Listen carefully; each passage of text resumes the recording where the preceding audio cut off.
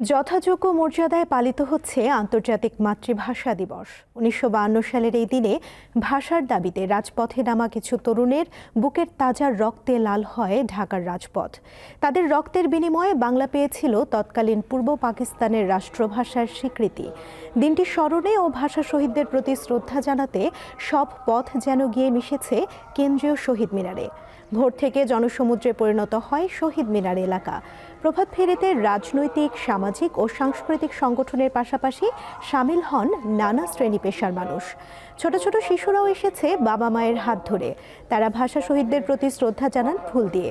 সবার প্রত্যাশা ২১-এর প্রেরণা এগিয়ে নেবে বৈষম্যহীন এক বাংলাদেশ বিনির্মাণে।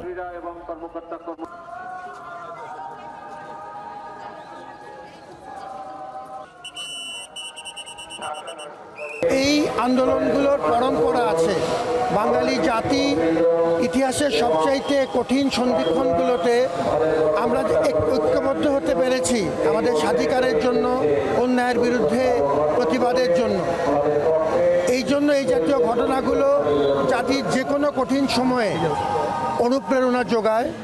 তারা যেভাবে আমাদের জন্য জীবন দিয়েছে, এই দেশটাকে রক্ত দিয়ে স্বাধীন করেছে, তাদের জন্য আমরা গভীরভাবে শ্রদ্ধাবোধ করি। শুধুমাত্র ভাষার জন্য তারা যে নিজেদের জীবন রাস্তার মধ্যে ফেলিয়ে দিয়েছে, নিজেদের জীবনকে উৎসর্গ করে শুধুমাত্র ভাষার জন্য যেই বলিদান দিয়েছে, তাদেরকে শ্রদ্ধা ছাড়া আর কোনো কিছু করা তো সম্ভব নয়। আমরা অত্যন্ত গর্ববোধ করছি যে পৃথিবীর মধ্যে আমরা একমাত্র জাতি যারা আমরা ভাষার জন্য যুদ্ধ করেছি।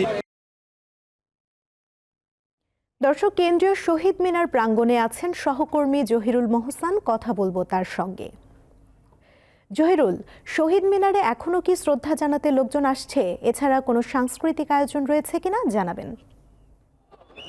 শোভনা, শহীদ মিনারে এখনও শ্রদ্ধা নিবেদন চলছে।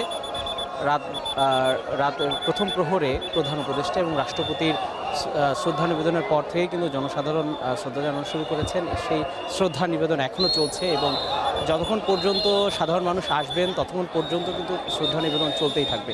এবং আমরা দেখেছি যে বিভিন্ন শ্রেণী পেশার মানুষ, বিভিন্ন নানা বয়সের মানুষ তারা কিন্তু শ্রদ্ধা জানাতে আসছেন। তারা ফুল দিয়ে শহীদদের স্মরণ করছেন। ২১শে ফেব্রুয়ারি আন্তর্জাতিক মাতৃভাষা দিবসকে স্মরণ করতে, এই দিবসটিতে ভাষা শহীদদের শ্রদ্ধা জানাতে প্রত্যেকে কিন্তু আসলে তাদের মনের ভালোবাসা জানাচ্ছেন ফুল দিয়ে। এবং আমরা কথা বলেছি অনেকের সাথে, তারা বলছেন ১৯৫২ সালের যে আন্দোলন, সেই আন্দোলনের সেই ভাষা আন্দোলনের যারা শহীদ হয়েছেন, তারা যেভাবে এই বিষয়টি আমাদের কাছে যতটা দুঃখের ততটাই প্রেরণার। কারণ আমরা এই আন্দোলন থেকে প্রেরণা নিয়ে সামনের দিকে এগিয়ে যাই এবং সামনে যে কোনো সমস্যা, যে কোনো আন্দোলনে আমরা কিন্তু অনুপ্রেরণা পাই। এবং আমরা দেখেছি অনেক রাজনৈতিক দল এসেছেন, অনেক সংগঠনের নেতারা এসেছেন এবং বিভিন্ন স্কুল, কলেজ, ইউনিভার্সিটির ছাত্রছাত্রীরা এসেছেন, শিক্ষকরা এসেছেন।